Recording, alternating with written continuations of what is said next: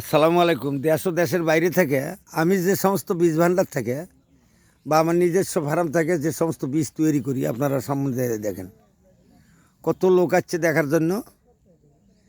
আসলে কি বুঝাবো আপনাদেরকে ভাই, দেখেন এই দেখেন,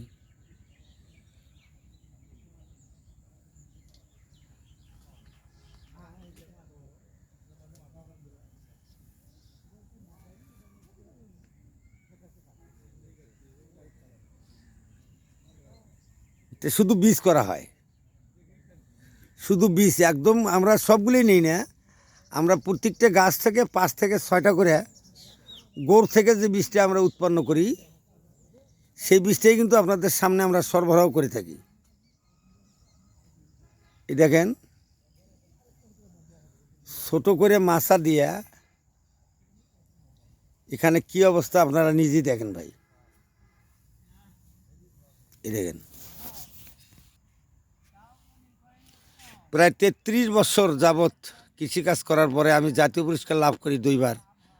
আপনারা আমাকে বিভিন্ন টেলিভিশন বা বিভিন্ন খবরের পাতায় দেখেন, প্রতি মাসেই আমার সুন্দর সুন্দর পোশাকের ছবি সাজানো থাকে। আমি নিয়ে যাচ্ছি আপনাদের সামনের দিকে টানিয়ে।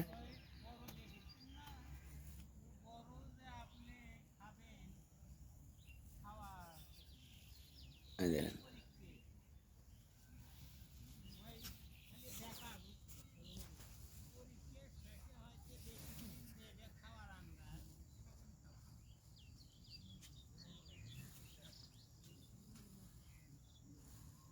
এগুলো আমরা তোলার পরে পানিতে ভিজে রাখি। এখানে একটা লাউ দেওয়া হচ্ছে নতুন জাতের, যেটা 34 বৈশাখ মাসে প্রচণ্ড রোদে আর ধরতি থাকে।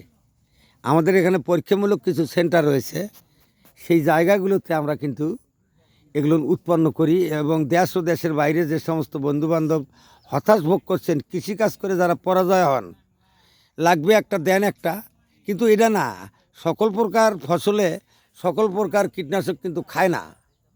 আর সকল প্রকার ফসলে সকল প্রকার ছত্রাকনাশকও ব্যবহার করা যায় না।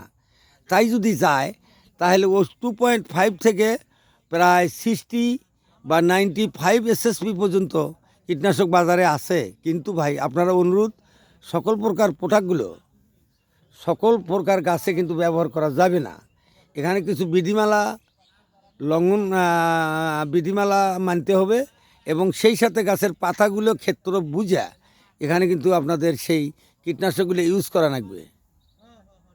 আর ওই তামাকের পাতা, মনোহারি তামাকের পাতা, বিষ কাঁঠালের রস, গাভীর ছানা এবং কালো জিরা, এটা 4টে একত্রিত করে বাটিয়ে যদি আমরা 2 দিন ভিজে রাখি পুঁটি মাছের সাহায্যে, দেখেন দেখেন, আমরা সেক্ষেত্রে থেকে কিন্তু চারা উৎপন্ন করতে পারি। আর আপনারা বারবার একই জমিতে একই রকমের ফসল দিবেন না, একটু হেরফের করবেন, উল্টে পাল্টা করে চাষ করবেন। আর একটা আমাদের জাতীয় বাপদাদার 14 পুষ্যের একটা সম্পদ রয়েছে, এই যে আমাদের গরুর যে গোবরগুলো আছে, এটা আমাদের আর এক জাত। এটা আমাদের টায়াল দিচ্ছি, দেখেন এটা কত বড় লম্বা হয়, দেখেন এই দেখেন, এটা শীত এবং গ্রীষ্মকালীন উভয় সময় করা সম্ভব। আমি দেখাচ্ছি, এই যে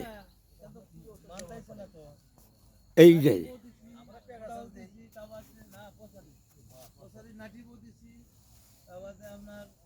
এই দেখেন,